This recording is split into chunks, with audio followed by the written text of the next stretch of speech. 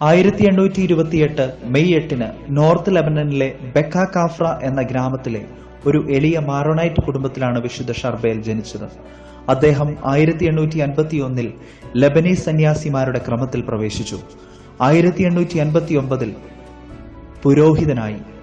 പിന്നീട് അദ്ദേഹം വിശുദ്ധരായ പത്രോസിന്റെയും പൗലോസിന്റെയും ആശ്രമത്തിലേക്ക് പിൻവാങ്ങി.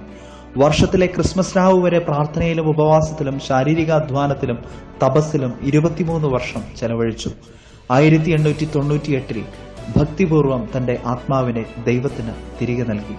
അദ്ദേഹത്തിന്റെ മരണശേഷം അദ്ദേഹത്തിന്റെ മധ്യസ്ഥതയിലൂടെ നിരവധി കൃപകളും ശാരീരിക രോഗശാന്തികളും ലഭിച്ചിട്ടുണ്ട്. 1977 ഒക്ടോബർ 9 പോൾ 6 മാർപ്പാപ്പ അദ്ദേഹത്തെ വിശുദ്ധനായി പ്രഖ്യാപിച്ചു.